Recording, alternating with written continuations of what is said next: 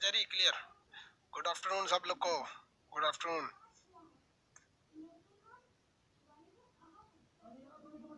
देखिए वो इससे पहले हम आपको सौर मंडल की उत्पत्ति यानी ग्रहों की उत्पत्ति और तारों की उत्पत्ति के बारे में बता दिए थे। हाँ, दो ही तो सिद्ध भाई साहब। देखिए एक था big bang theory. Big bang theory, ये बिग बैंग क्या था? ये ब्रह्मांड का निर्माण बता रहा था। ब्रह्मांड ब्रह्मांड कैसे बना है और ब्रह्मांड में मेनली क्या है। ससुरा खाली तारा तारा तो है, इन्हीं ताराओं से मिलकर बनता है ससुरा आकाशगंगा, गैलेक्सी, आकाशगंगा इन्हीं ताराओं से न मिलके बनता है। इसी तारा से मिलके हमारी मंदाकिनी बनी है, इसी से बनता है तारामंडल, इसी से बनता है नक्षत्र। सारा खेल तो तारों का है। तो बिग बैंग थ्योरी जॉर्ज लेमेंतेरे ने दे दिया था। उसके बाद सौर मंडल का सिद्धांत आपका डबल स्टार थ्योरी आया था। डबल वाला गलत हो गया था, double star theory, double star theory Lyttleton ने दिया था डबल स्टार। इन्होंने क्या बताया था? सौर मंडल, सौर मंडल। अब बताइए भाई सौर मंडल में मुख्य रूप से क्या होते हैं? ग्रह होते हैं और भी बहुत सारी चीजें होते हैं सौर मंडल में। उपग्रह होते हैं, अग्रह से उपग्रह होते हैं, क्षुद्र ग्रह होते हैं, क्षुद्र ग्रह होते हैं। सब तो ससुरा ग्रहवे है, तनी सा अंतर है तो ग्रहवे ना। ग्रह कहिए, क्षुद्र ग्रह कहिए, उपग्रह कहिए, उल्का पिंड कीजिए, यही सब मेन तो ग्रह होते हैं सर। यहाँ तक तो समझाई दिए थे आपको। एगो लड्डू फूट के छितरा गया बिग बैंग थ्योरी। आया लिलिटन सबूत नष्ट करके अपने आप को सिद्धांतवादी बन गया। मोनो स्टार थ्योरी दो लोगों ने दिया था। मोनो स्टार थ्योरी बताया था ना, मोनो स्टार यानी सिंगल तारा का सिद्धांत दो लोगों ने दिया था। एक आदमी का नाम क्या था बताइए तो? गैसियस सिद्धांत किसने दिया था? सर बता दिया था जी आपको, किसी को दिक्कत नहीं ना था? डबल स्टार सब बता दिए थे कल। अब आ जाते हैं सौर मंडल के बारे में। सौर मंडल में पढ़ने के लिए, सौर मंडल को इंग्लिश में क्या कहते हैं? सौर मंडल को इंग्लिश में हम लोग कहते हैं सोलर सिस्टम। यही छोटा कैसे हो गया तो सोलर सिस्टम। ये सोलर सिस्टम जो है इसमें सबसे महत्वपूर्ण क्या चीज होता है? सूरज और उसके आसपास के एरिया को क्या कहा जाता है? Solar system. सूरज और उसके आसपास के पूरे ग्रहों को मिला देंगे तो क्या बन जाता है बाबू? सोलर सिस्टम बन जाता है। किसी को कोई प्रॉब्लम नहीं ना है?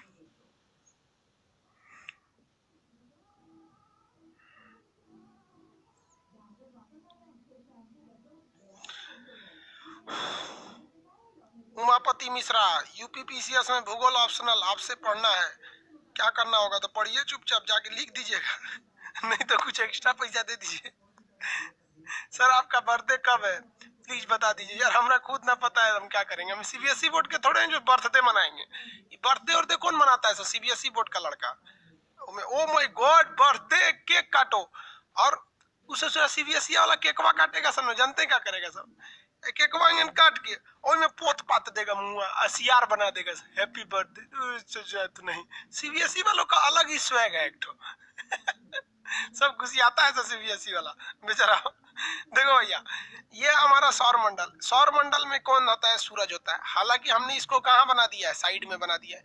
लेकिन सौर मंडल सूरज के कहाँ रहता है? सूरज कहाँ रहता है? बीच में रहता है। इतना मेहनत किए गलती बना दी। सौर मंडल कहाँ है भैया? बीच में है। सूरज कहाँ है? बीच में। अब इसके चारों ओर क्या घूमते हैं? सब ग्रह घूमते हैं सब। अब कोई यहाँ पे मरकरी है, उसके इधर में ऐसे शुक्र है, फिर ऐसे पृथ्वी है, पृथ्वी के बगल में ऐसे मंगल ग्रह हो जाएंगे। मंगल ग्रह के देखेंगे इस तरह से तो कौन सा ग्रह हो जाएगा भैया? बृहस्पति हो जाएंगे। ऐसे हो जाते हैं, इसीलिए जानबूझ के हम सूरज को साइड में बताते हैं ताकि सारा अंट जाए। अब आठों अटबे नहीं करेगा। देख रहे ऊपर का जगह खत्म हो गया तो सूरज है। तो एक बात बताइए भैया, हमको सबसे पहले ग्रहों के बारे में, सौर मंडल में हमको सबसे पहले शुरुआत कहाँ से करना चाहिए? मतलब ग्रहों से करना चाहिए या फिर सूरज से करना चाहिए? सूरज से करना चाहिए भैया, बीच वाला चीज है, इसको निपटा के खत्म कीजिए ना, उसका ग्रह पढ़ते पढ़ते आएंगे पृथ्वी पे उतर जाएंगे। तो हम शुरू करते हैं कहाँ से? सूरज से। सूरज से हम लोग शुरू करते हैं। सूरज की 6 परत होते हैं, 3 को दिखता है, 3 को नहीं दिखता है। तो सूरज जो होता है इसके हम पहले इंटरनल स्ट्रक्चर के बारे में पढ़ लेते हैं। सन जो है इसका इंटरनल स्ट्रक्चर कैसा है उसके बारे में पढ़ लेते हैं। सूर्य की आंतरिक संरचना के बारे में पढ़ लेते हैं। किसी को कोई दिक्कत नहीं ना जी?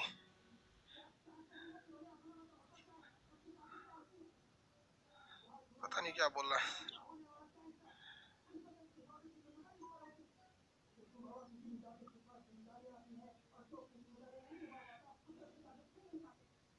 हाँ सन से स्टार्ट करते हैं।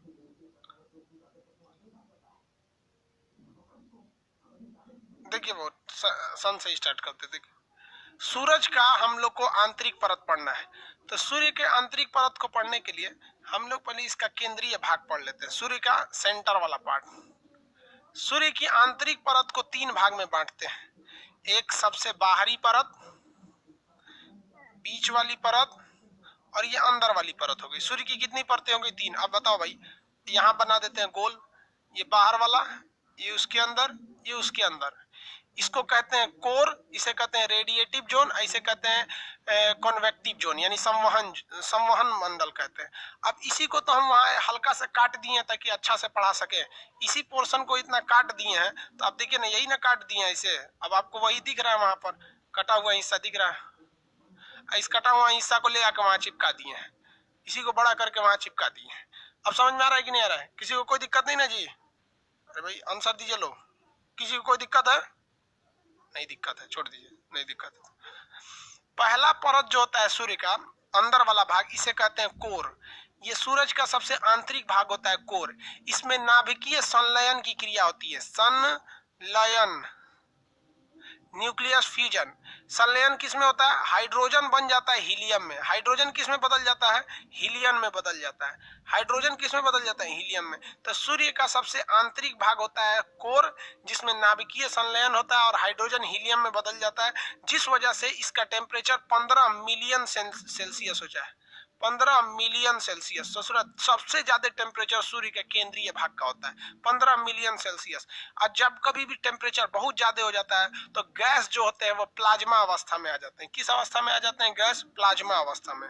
प्लाज्मा आपको पढ़ा चुके हैं, प्लाज्मा किसको कहते हैं? खेखार टाइप का हो जाता है। गैस जो होता है धुआं टाइप का ना होके खेखार टाइप का लिबिर लिबिर हो जाए तो लिबिर लिबिर वाले को क्या कहते हैं? प्लाज्मा कहा जाता है। किसी को कोई दिक्कत नहीं? लिबिर लिबिर वाला पदार्थ क्या हो जाता है? प्लाज्मा हो जाता है। आगे समझे? बताइए, सूर्य का केंद्रीय भाग क्या कहलाया? कोर कहलाया। कोर में क्या हुआ? न्यूक्लियस फ्यूजन, जो हाइड्रोजन बम में होता है, नाभिकीय संलयन हो गया। संलयन में एक चीज दूसरे चीज में बदल जाता है, हाइड्रोजन बदल गया हीलियम में, और जिस वजह से टेम्परेचर भयानक बढ़ गया। 15 मिलियन, 15 मिलियन मतलब समझते हैं भैया? मेरे सब्सक्राइबर अभी 3 मिलियन के पार में है सब। 3 मिलियन, 3 मिलियन का मतलब क्या होता है? 30 लाख। तो जब कभी भी मिलियन बनाना है ना, तो एगो जीरो लगा के लाख कर दीजिएगा। जैसे हम कहते हैं कि 3 मिलियन, तो आप कहेंगे कि कितना लाख, तो एगो में जीरो लगा दीजिएगा। 3 में एगो जीरो लगाए 30, आय के जगह लिख दीजिएगा लाख। तो हमारे सब्सक्राइबर कितने लाख हैं? 30 लाख हैं। अभी तो 32 लाख हो गए हैं सब, आज का डाटा बता रहे हैं। तो 15 मिलियन है, तो इसको लाख में बदलिए, तो एगो जीरो लगाइए, यहाँ लगा दिए जीरो, इसको कर दीजिए लाख। सोचो 150 लाख डिग्री सेल्सियस, इतना भयानक है, इतना भयानक। कितना टेम्परेचर है भाई? 15 मिलियन टेम्परेचर है। किस अवस्था में है? प्लाज्मा अवस्था में। और यहाँ धधकता हुआ आग। सूर्य का सबसे बड़ा आग का स्रोत यही होता है, इसे कहते हैं कोर। अब इसके बगल में होता है विकिरण मंडल, जिसे कहते हैं radiative zone. Radiative zone, radiator का मतलब होता है विकिरण, यहाँ से किरण निकलती है। विकिरण मंडल, विकिरण मंडल या विकिरण जोन, नाम से ही स्पष्ट है। विकिरण यानी विकिरण होता है, यहाँ से रेज निकलती हैं। विकिरण मंडल का मतलब क्या होता है? यहाँ से रेज निकलती हैं। वही 1.5 करोड़, 15 मिलियन 1.5 करोड़ मार दीजिए, वही बात है, लाख में करिए।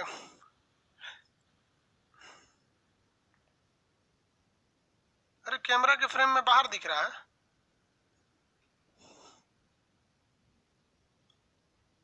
हाँ चलो भाई, तो ध्यान से कैमरा लगाया कीजिए जी। हो गया, अब आगे अंदर आ गया, अंदर आ गया, लगा दिए उसको। ये है विकिरण मंडल। इसमें से कुछ कुछ किरणें निकलती हैं, रोशनी निकलती हैं। उन किरणों में कौन कौन है? तो भैया गामा किरण पूरे शरीर को छेद देगी। गामा किरण पूरे शरीर को छेद देगी।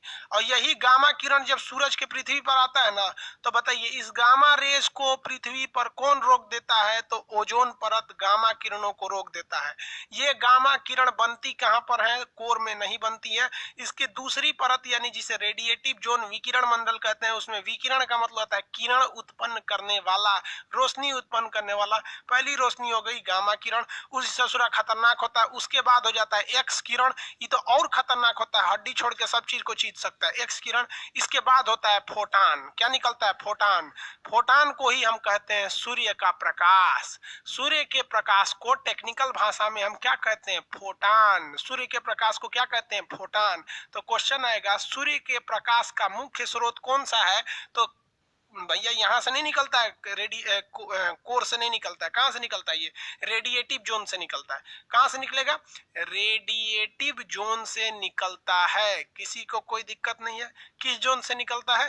रेडिएटिव जोन से निकलेगा।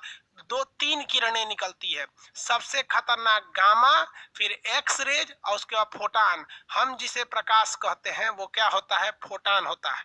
तो यहाँ प्रकाश का मुख्य स्रोत कौन सा हो जाता है? फोटान। किसी को यहाँ तक में कोई दिक्कत नहीं है? ओजोन रोक देता है। Very good.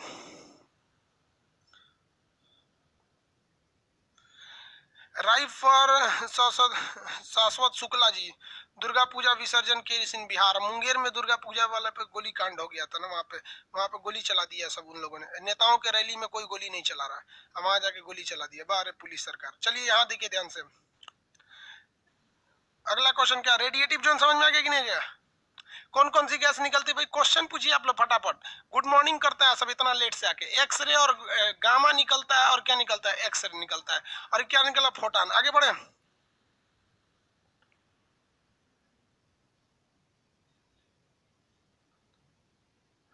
एक्सरे में कितना पॉइंट होता है भाई? एक्सरे आगे पढ़ाएंगे आपको, हम लोग का 6 रोंटगन पे पॉइंट एक्सरे होता है। तो दूसरा ये हो गया रेडिएटिव जोन। इसके बाद होता है कन्वेक्टिव जोन। कौन सा हो गया? Convective zone. कन्वेक्टिव जोन, इसे कहते हैं हम संवहन मंडल। संवहन मंडल, ध्यान से देखिएगा, ये बहुत इंपॉर्टेंट होता है। संवहन मंडल जो होता है सूर्य का बाहरी, सूर्य के आंतरिक परत का पहला भाग हो जाता है कोर, दूसरा हो जाता है रेडिएटिव जोन, तीसरा होता है कन्वेक्टिव जोन। इसको हिंदी में हम क्या बोलेंगे? संवहन मंडल बोलेंगे, दूसरे को कहेंगे विकिरण मंडल कहेंगे, और तीसरे को कहेंगे संवहन मंडल, सॉरी कोर, विकिरण और संवहन मंडल हो जाएगा। इस संवहन मंडल में ये हाइड्रोजन गैस के, हाइड्रोजन के सेल बन जाते हैं। क्या बन जाते हैं? सेल बन जाते हैं। सेल कैसे बनते हैं भाई? तो इस टाइप का सेल बन जाता है, मतलब एक कमर, इस टाइप का परत बन जाता है। इस परत को हम लोग क्या कहते हैं? सेल कहते हैं। इस परत को क्या कहेंगे? सेल कहते हैं लोग यहाँ पर। तो इस मंडल में इस परत के क्या बन जाते हैं सर? सेल बन जाते हैं सर। क्या बन गया सर भैया? सेल। ये सेल किसके बने होते हैं? सेल मतलब होता है कोश, मतलब चेम्बर टाइप का बन जाता है। ये हाइड्रोजन का सेल बन जाता है। क्वेश्चन क्या है? हाइड्रोजन के सेल कहाँ बनते हैं? तो इसके बाहरी परत यानी संवहन मंडल में सेल बन जाते हैं। संवहन मंडल में क्या बन जाते हैं? सेल बन जाते हैं। यहीं से आपको तीनों मंडल हो गया। अब आगे लेके चलते हैं। अल्फा, ये गामा किरण, एक्स किरण तथा फोटान कहाँ से निकलता है? तो विकिरण मंडल से। याद रखने के तरीका एकदम सिंपल है। गामा भी एक तरह का प्रकाश है, एक्सरे भी एक तरह की रोशनी है, और फोटान सूर्य के प्रकाश को भी बोलते हैं। ये सारा कहाँ से निकलता है? रेडिएशन से निकलता है, विकिरण मंडल से। ईंधन, इसका संलयन कहाँ होता है? विस्फोट कहाँ होता है? तो केंद्रीय भाग में होता है। हाइड्रोजन का किस में हो जाता है? हीलियम में होता है। 15 मिलियन डिग्री सेल्सियस है। प्लाज्मा, इसकी अवस्था कौन सी होती है भैया? प्लाज्मा होती है। अवस्था कौन सी होती है? प्लाज्मा होती है। चलिए आगे देखते हैं हम लोग यहाँ पर संवहन मंडल। अब इसके आगे अगर आप ध्यान से देखेंगे तो अब आगे का एरिया देखते हैं। आगे क्या होता है? कभी कभी कोर वाला जो पार्ट होता है, कोर मतलब समझते हैं ना? कोर, कोर वाले भाग में कभी कभी ऊर्जा बहुत ज्यादा बन जाती है और धधक जाता है पूरी तरह से ऊर्जा। जब कभी भी ऊर्जा ज्यादा बन जाती है तो वो इस एरिया से निकलने लगती है। ये ऊर्जा यहाँ से निकलने लगती है, ऐसे बाहर निकलने लगती है। तो जिसमें ऊर्जा ज्यादा रहता है वो तो बाहर निकल जाता है, और जिस जिस कण में ऊर्जा कम रहता है वो कोर से बाहर निकलता है, लेकिन ये उसे वापस खींच लेता है। तो कुछ कुछ को तो ये वापस खींच लेता है, और कुछ कुछ इसे छोड़ के बाहर चली जाती हैं। कुछ चीजें, कुछ ऊर्जा को, कुछ आग की लपटों को, इसमें ऊर्जा क्या, आग की लपट रहेगी, तो कुछ लपट, जब यहाँ पर बहुत ज्यादा विस्फोट होने लगता है तो कुछ लपट कोर को चीर देती हैं, विकिरण को चीर देती हैं, और संवहन मंडल को चीर कर बाहर निकल जाती हैं। कहाँ निकल जाती हैं? बाहर निकल जाती हैं। और जब ये बाहर कुछ निकल जाती हैं यहाँ पर सौर मंडल में, तो ये अलग हो जाती है सौर, कुछ वहीं पर वापस चली जाती हैं। जो वापस चली जाती हैं उनको हम अभी बात नहीं करेंगे, क्योंकि वापस घुसेगी तो फिर हम इधर ही आ जाएंगे। जो इधर गई हैं सब, इन्हें हम कहते हैं सौर ज्वाला। क्या कहेंगे? सौर ज्वाला। ज्वाला आप समझते ही हैं, लपट कहा जाता है ज्वाला। इसको इंग्लिश में कहा जाता है solar spot, solar flame, spot नहीं, सोलर फ्लेम, सोलर फ्लेम। आपसे कहेगा कि सोलर फ्लेम कहाँ देखे जाते हैं, तो सोलर फ्लेम कहाँ देखा जाएगा भैया, तो ये सौर मंडल में देखा जाएगा। सोलर फ्लेम क्या होती हैं, तो सूरज की लपटें होती हैं जो बहुत विस्फोट के कारण सूर्य को छोड़कर चली जाती हैं, और इन्हें हम क्या कहते हैं, सोलर फ्लेम कहते हैं। और ये कहाँ घूमने लगती हैं सब, सौर मंडल में घूमने लगते हैं सब। लेकिन हमारे ग्रह का नाम क्या है भैया, पृथ्वी है। हम लोग किस गोला पे रहते हैं, हम लोग रहते हैं पृथ्वी वाले गोला पे रहते हैं। पृथ्वी अपने गुरुत्वाकर्षण के कारण इसे खींच लेती है अपनी ओर। ई बकलोलवा को समझे में नहीं आता है पृथ्वी को कि वो आग की लपट खींच रहा है, और वो खींच के अपने ऊपर गिरा लेता है। सब आदमी मर जाता है, धबाधब आसमान से न धप धप धप धप गिरता है क्या चीज, आग, आदमी मर जाता है, यहाँ पर पृथ्वी पे मर जाता है। ये बकलोल पृथ्वी अपनी ओर खींच लेता है। पृथ्वी क्या करता है, खींच लेता है। तो जो लपटें ऊपर की ओर जाती हैं, जो लपटें ऊपर की ओर जाती हैं, कुछ लपटें नीचे की ओर जाती हैं, तो नीचे वालों को कहते हैं ऑरोरा। नीचे वाले को क्या कहते हैं, ऑरोरा ऑस्ट्रियोलिस, ऑस्ट्रियोलिस, ऑरोरा ऑस्ट्रियोलिस। नीचे वाले को क्या कहते हैं, ऑरोरा ऑस्ट्रियोलिस। अब ध्यान से देखिए, पृथ्वी के बाहर, ये बताइए पृथ्वी पे गिर ही नहीं सकती है, क्योंकि पृथ्वी के ऊपर हवाओं की एक परत है, ये वायुमंडल की एक परत है जो हमारी रक्षा कर रहा है। अगर हाई स्पीड से आता है तो इसे छलका के वापस भेज देता है, वो वापस भेज देता है। तो कुछ किरणें ऊपर चली जाती हैं, कुछ नीचे चली जाती हैं। इन रोशनी को हम लोग कहते हैं ऑरोरा। इस रोशनी को क्या कहते हैं, ऑरोरा। भाई ये आग की लपट है, ये तो रोशनी की तरह दिखेगा ही, और ये पृथ्वी के गुरुत्वाकर्षण के कारण पृथ्वी पर ही गिरने वाला था, जिससे पृथ्वी पर जीवन का अंत हो जाता। लेकिन पृथ्वी के बाहर एटमॉस्फेयर की 5 परतें हैं, ये परत इसको छलका के बाहर कर देती हैं, और ये बाहर बाहर चले जाते हैं। लेकिन पृथ्वी पे इसकी रोशनी को देखी जा सकती है। इस रोशनी को हम ऑरोरा कहते हैं। यह रोशनी जब नीचे देखी जाती है तो इसे कहते हैं ऑरोरा ऑस्ट्रियोलिस, क्योंकि नक्शा में देखेंगे तो ऑस्ट्रेलिया नीचे है, तो ऑरोरा ऑस्ट्रियोलिस। और ऊपर वाले को कहते हैं ऑरोरा बोरियोलिस, ऑरोरा बोरियोलिस, बोरियोलिस। समझ में आ गया कि नहीं आ गया, तो बताइए सूरज से निकलने वाली आग की लपट को क्या कहते हैं, सौर ज्वाला। पृथ्वी के गुरुत्वाकर्षण के कारण ये कहाँ गिरने वाली होती है, पृथ्वी पर। लेकिन अगर ये पृथ्वी पर गिर जाती तो हमारे जीवन की मौत हो जाती, सारे लोग मर जाते। इसीलिए पृथ्वी का रक्षा कवच किसे कहा जाता है, वायुमंडल को कहते हैं। कि कोई भी चीज ऊपर से फेंकिएगा ना तो आने नहीं देता है, ऊपर जला के खत्म कर देता है। कल्पना चावला भी एंट्री मार रही थी, गलत एंगल से एंट्री मार दी, उन्होंने ऊपर जला दिया, कहा कि ऊपर रहो। पृथ्वी को समझ में नहीं आया कौन सी है, उसको लगा खतरा वाला चीज है, ऊपर जला दिया। तो कोई भी चीज ऊपर से फेंकिएगा ना नीचे आता ही नहीं, पृथ्वी पे जला के ऊपर खत्म कर देता है। कुछ खास एंगल है, जिस एंगल पे अगर एंट्री मारेंगे तो आ सकते हैं। इसी वजह से अंतरिक्ष वाले उसी एंगल से एंट्री मारते हैं सब। ये जब छिछला के वापस फेंक देता है तो इस सौर ज्वाला को हम, प्रकाश जो देखते हैं, इस प्रकाश को हम लोग क्या कहते हैं, ऑरोरा। यह प्रकाश अगर ऊपर देखा गया तो ऑरोरा बोरियोलिस, और नीचे देखा गया तो ऑरोरा ऑस्ट्रियोलिस कहते हैं। अब एक बात बताइए, जहां दो चीजों में रगड़ होगा, यहाँ पृथ्वी के वायुमंडल और इस ऑरोरा में रगड़ होगा कि नहीं होगा, तो रगड़ होने से कोई भी चीज में आवाज उत्पन्न होती है। दुनिया के कोई भी चीज को रगड़िएगा तो एक आवाज उत्पन्न होती है। तो ऐसे आवाज को हम व्हिसलर कहते हैं। क्या कहते हैं, व्हिसलर। ऐसे आवाज को क्या कहेंगे, व्हिसलर कहते हैं। यूपीएससी में क्वेश्चन पूछा था, व्हिसलर की उत्पत्ति किससे होती है लड़का पगला गया था, उसको यही समझ में नहीं आ रहा था जो कोने सब्जेक्ट का क्वेश्चन है, व्हिसलर की उत्पत्ति किससे होती है। पेड़ पौधा समझ रहा था, बॉटनी का। भैया व्हिसलर की उत्पत्ति, सौर ज्वाला जब वायुमंडल में प्रवेश करता है तो एक आवाज उत्पन्न होती है रगड़ के कारण, जिसे हम व्हिसलर कहते हैं। एक प्रकाश उत्पन्न होती है रगड़ के कारण, जिसे ऑरोरा कहते हैं। यह प्रकाश जब उत्तरी ध्रुव में गया तो ऑरोरा बोरियोलिस, यह प्रकाश जब दक्षिणी ध्रुव में आया तो ऑरोरा ऑस्ट्रियोलिस के नाम से जाना जाता है। ये समझ में आ गया सौर ज्वाला। किसी को कोई दिक्कत है, सौर ज्वाला तक में कोई दिक्कत है। इंग्लिश में इसको सोलर फ्लेम कहते हैं, बाकी उसको इंग्लिश में दोनों का इंग्लिश नाम है, ऑरोरा बोरियोलिस ऑस्ट्रियोलिस इंग्लिश नाम है। सीबीएसई वालों को कोई दिक्कत नहीं होना चाहिए। यहाँ पर आगे बढ़े,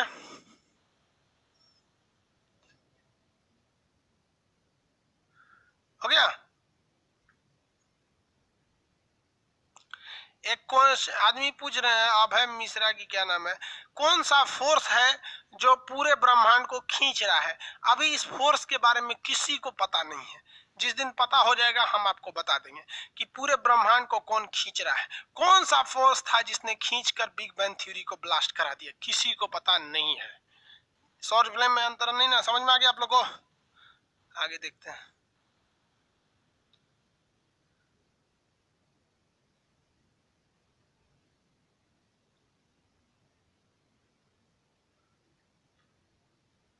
आगे देखा जाए, प्लूटो को निकल दिया बकलोलवा, पहले सूरज पढ़ना, अबे प्लूटो पढ़ना।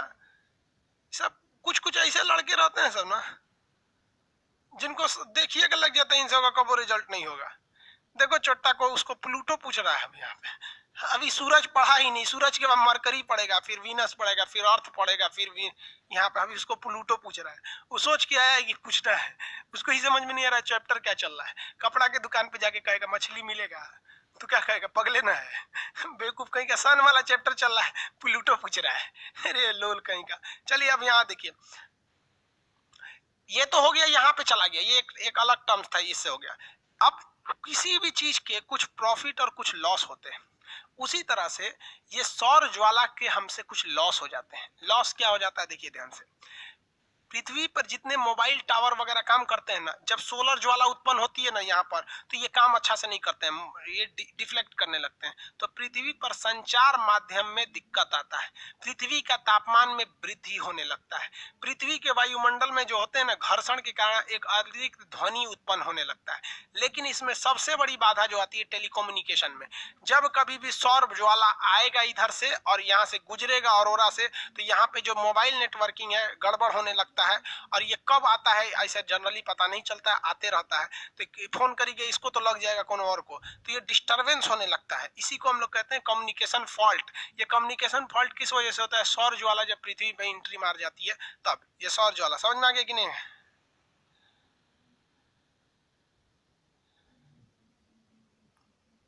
सर पृथ्वी पर हाइड्रोजन का परसेंटेज पूछता है, हाँ बाबू परसेंटेज पूछता है, बता देंगे। अभी हम स्ट्रक्चर बता रहे हैं, परसेंटेज पूछता है, वेरी गुड, आपका क्वेश्चन अच्छा है, हम बता देंगे। आगे आपके मटेरियल में लिखा भी हुआ है परसेंटेज, आप अगर नहीं पढ़े हो तो देखिएगा, आपको समझ में आया कि नहीं आ गया?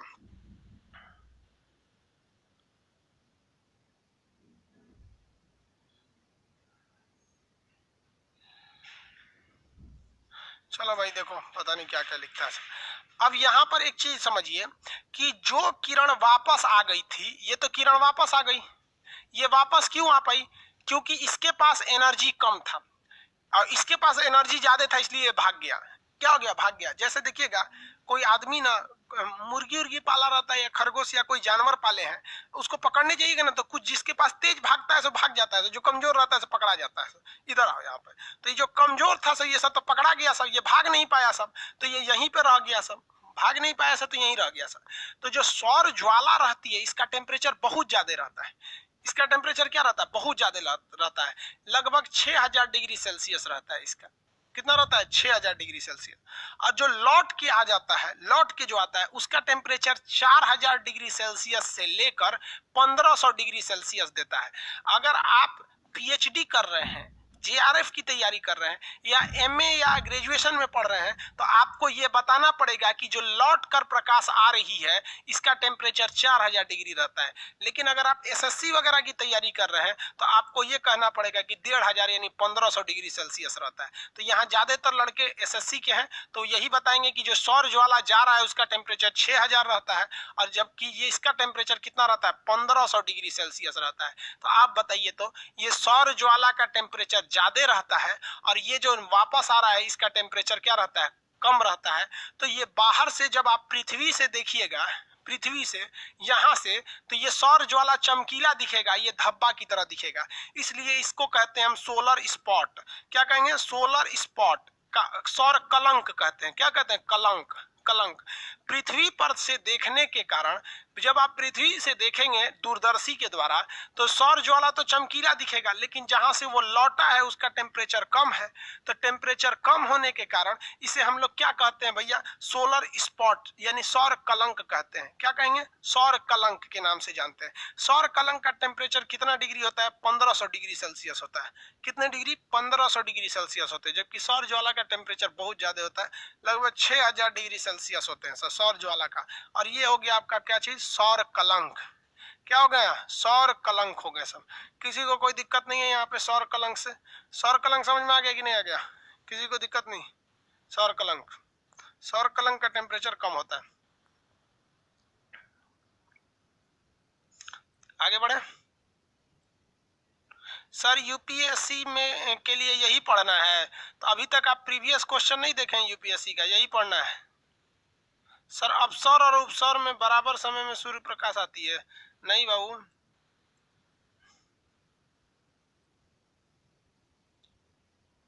सोलर मैक्सिमस और मिनिमस क्या होता है आगे बताएंगे अभी।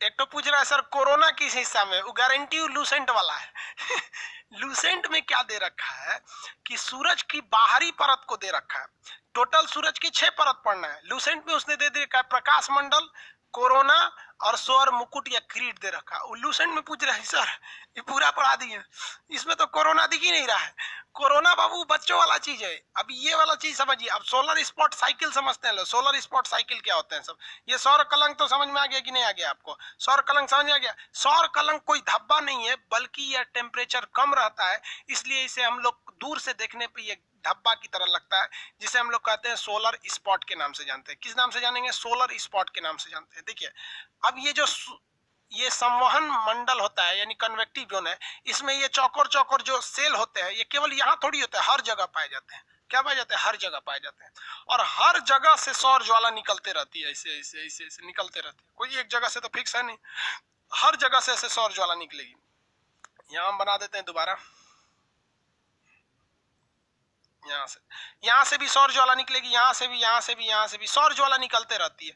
जहां से सौर ज्वाला निकलती है ठीक उसके पीछे क्या बन जाता है? सोलर स्पॉट बन जाता है। क्या बन जाता है? सोलर स्पॉट बनता है। क्या बनेगा? Solar spot. सोलर स्पॉट जो बनते हैं वो 0 डिग्री से लेकर 40 डिग्री के बीच में बनते हैं।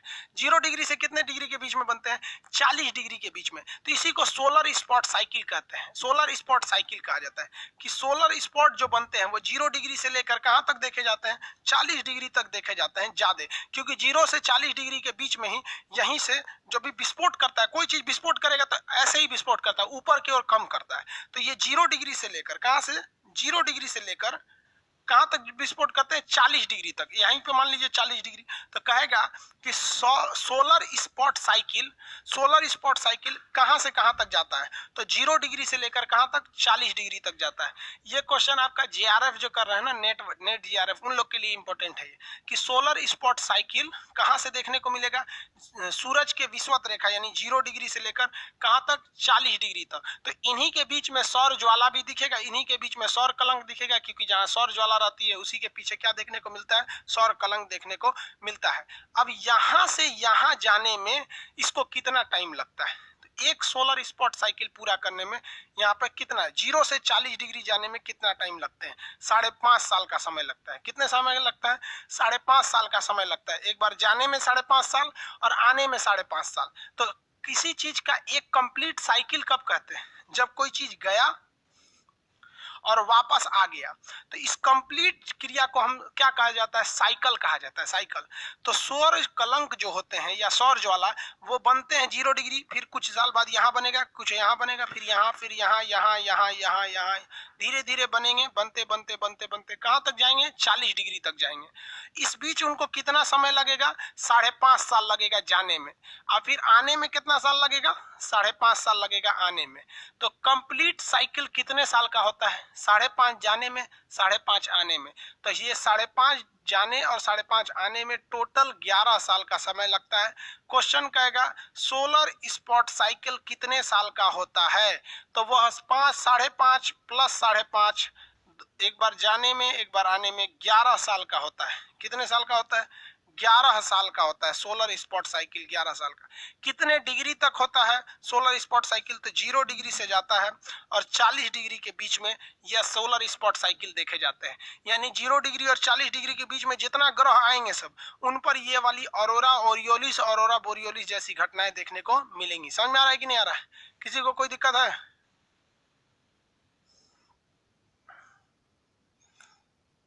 हो गया कि नहीं हो गया? वो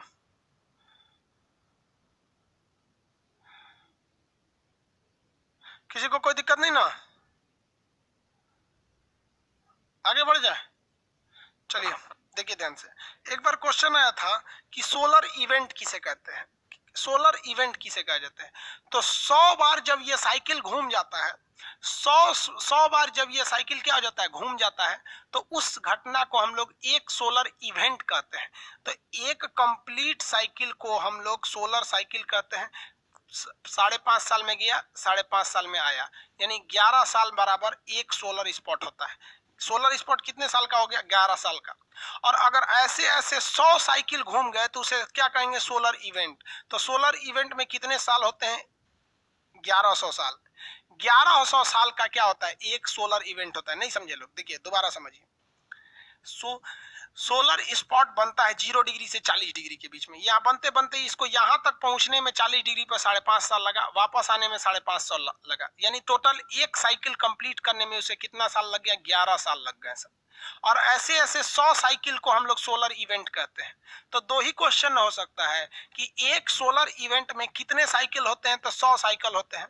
या फिर पूछ देगा कि एक सोलर इवेंट में कितने समय होते हैं, यानी कितना साल होता है, तो भैया 100 में 11 का गुणा कर दीजिए, 1100 साल का एक सोलर इवेंट होता है।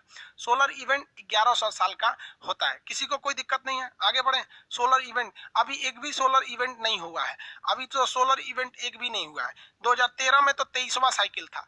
2013 में कौन सा साइकिल था, 23वां साइकिल था। अब आप यहाँ पे पगला जाएंगे लोग, 2013 में इसका 23वां साइकिल पूरा हुआ। अब कहेंगे ले भाई साहब इतना पुराना सूरज है, तो भाई इतना पुराना सूरज है, बात हकीकत है। लेकिन हम लोग को ये जानकारी पता कैसे चला, पृथ्वी तो बहुत पुरानी है, न्यूटन तो ये खोज किया था आपका गुरुत्वाकर्षण का, है कि नहीं। तो जब से खोज हुआ तब से ना आप गिनिएगा, कि जब से बना है तब से गिनने लगिएगा। तो जब से सूरज के बारे में पता चला है, एस्ट्रोनॉमी सब जितने बताए हैं सब, तब से लेकर अगर 2013 में देखेंगे तो 2013 में ये कौन सा साइकिल था, 23वां साइकिल था। इसमें 11 साल और जोड़िएगा तो 2027 आ जाएगा, 24 आ जाएगा। 2024 में कौन सा साइकिल पूरा हो जाएगा, पूरा हो जाएगा। तो 2013 में सोलर स्पॉट का 23वां साइकिल था। तो इसका मतलब ये नहीं कि 23वें साइकिल है, खोज बहुत इधर हुआ था ना 18वीं सदी में, इसलिए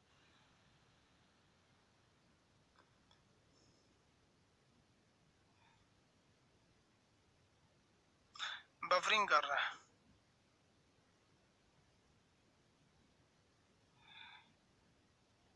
सही हो गया, बफरिंग कर रहे हैं, यहाँ पर बैठ जाएगा वहां। आप लोग पिछले वाले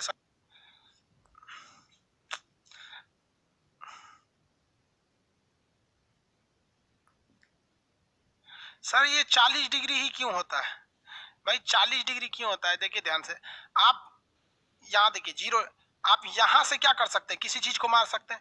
और ऐसा माना जाता है कि कोई भी चीज 40 डिग्री तक आपके कंट्रोल में रहती है, उसके ऊपर आपका फोर्स कम हो जाता है। तो ये 40 डिग्री तक ही क्या करता है, विस्फोट अच्छा से कर पाता है। जब तगड़ा विस्फोट करेगा तभी ना ये निकलेगा यहाँ पर, इसलिए 40 डिग्री तक ही इसकी क्षमता रहती है। 40 डिग्री के ऊपर भी निकलता है, लेकिन सौर ज्वाला नहीं बन पाता, वहीं पे बन के खत्म हो जाता है।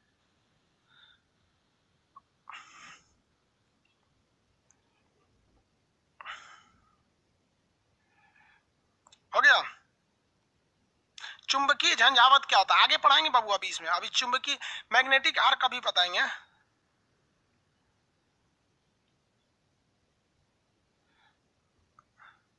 एक आदमी पूछ रहे हैं सर यूपीएससी की तैयारी कर ले रहे बेवकूफ कहीं का, तुम जाकर कभी यूट्यूब पर जाओ, किसी और टीचर से पढ़ो या कहीं देखो, प्रीवियस क्वेश्चन उठाओ इसका, तुमको लगेगा खुद पढ़ोगे कि नहीं पढ़ोगे। किसी टीचर से जाके पूछोगे कि हमको आप पढ़ा दीजिएगा, कभी बोलेगा कि नहीं पढ़ाएंगे, क्योंकि उसको फीस लेना है।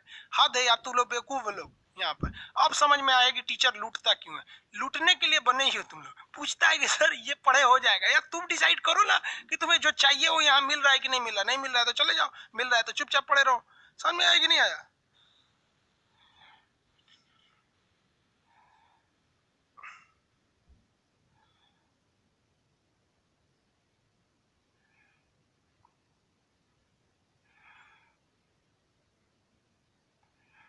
धूमकेतु क्या होता है बेवकूफ कहीं का, धूमकेतु अभी सूरज पे चुपचाप रहो। यहाँ पे धूमकेतु सब एक के दिन पढ़ेगा सब, सूरज पे बस यहाँ रहना है आप लोग।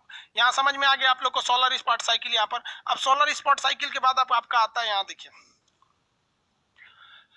सन स्पॉट साइकिल 11 साल का होता है, 0 डिग्री से 4 डिग्री के बीच में होता है। 100 सोलर इवेंट को 100 सोलर स्पॉट साइकिल को एक इवेंट बोला जाता है। अब आता है आपका मैग्नेटिक आर्क, मैग्नेटिक आर्क चुंबकीय झंझावात, मैग्नेटिक आर्क। इसके बाद आता है आपका फोटोस्फीयर, फोटोस्फीयर, ये लूसेंट में दिया है फोटोस्फीयर। उसके बाद आता है क्रोमोस्फीयर, क्रोमोस्फीयर। उसके बाद आता है कोरोना, कोरोना, कोरोना ये ग्रहण के समय दिखता है, कोरोना। समझ में आ गया कि नहीं? कोरोना बीमारी नहीं, ये ग्रहण के समय सूरज में। अब ये चीज बच गया पढ़ाने के लिए, समझ में आ गया? कोई दिक्कत नहीं, आज जितना पढ़ाए उतना के लिए आज ही रहने दीजिए, इसको कल पढ़ाएंगे क्योंकि बैकएंड सर्वर पे लोड बहुत ज्यादा हो गया, बढ़ जाएगा ना, फिर बढ़ गया तो फिर अगला क्लास डिस्टर्ब हो जाएगा। बैकएंड पर कितना लोड है? ज्यादा का लोड है बैकएंड पे। चलिए आज के लिए इतना ही रहने देते हैं। रीजन क्या है कि सूरज के दो पार्ट होते हैं, देखिए ध्यान से। हम आपको अंदर का पार्ट बता दिए, कोर बता दिए हैं, ये रेडिएटिव जोन बता दिए हैं, और क्या बता दिए हैं, ये कन्वेक्टिव जोन बता दिए हैं। अब बच गया है बाहर का जोन। क्या बच गया? ये बाहर का जोन, ये वाला, ये हो गया फोटोस्फीयर। क्या हो गया भैया? ये फोटोस्फीयर हो गया, हो गया। और उसके बाद अगर देखेंगे तो ये क्रोमोस्फीयर हो गया, क्रोमोस्फीयर हो गया। यहाँ पर समझ में आ गया कि नहीं आ गया? अब उसके बाद जब ग्रहण लगेगा तब हो जाएगा कोरोना। बिना ग्रहण के तो कोरोना दिखेगा नहीं, ग्रहण लगेगा तब कोरोना हो जाएगा। तो सूरज के दो पार्ट होते हैं ना यार, बाहर वाला ही तो हमें दिख सकता है। आपको हमारा क्या दिख सकता है? चमड़ा दिख सकता है, बाल ओल दिख सकता है, अंदर का किडनी गुर्दा थोड़े दिखेगा। तो ये जो अंदर का चीज तो हम पढ़ा दिए, किडनी गुर्दा। अब बाहर से सूर्य को पढ़ा देंगे, इसमें एक हो जाएगा कोरोना, एक हो जाएगा ये फोटोस्फीयर, कोरोना, क्रीट, ये सब चीजें इसको कल बताएंगे क्योंकि ये सूर्य का बाहरी परत है। कल सूर्य को कंप्लीट कर देंगे कि कितने इसमें हाइड्रोजन का परसेंटेज, कितना हीलियम का। उसके बाद ग्रहों को बताएंगे। जब सारा ग्रह कंप्लीट हो जाएगा ना, देखिए यह हो गया ना, इसके बाद क्या बताएंगे? ग्रह, ग्रह। जब सारे ग्रह हो जाएंगे ना तब उपग्रह बताएंगे, उपग्रह, उपग्रह। जब उपग्रह हो जाएगा ना तब उल्का पिंड, उल्का पिंड। उसका हो जाएगा तब धूमकेतु, धूमकेतु। उसके बाद बताएंगे बौना ग्रह, बौना ग्रह। इसमें आता है प्लूटो, इसमें आता है प्लूटो। अभी आप लोग बाबू यहाँ पे हो लोग, जब ये हो जाएगा तो ग्रह, ये सब। आज के लिए इतना ही, अगला क्लास कल देखेंगे लोग। जय हिंद। लोड बांटिए जी सर्वर पे, अगला क्लास में बढ़ जाएगा।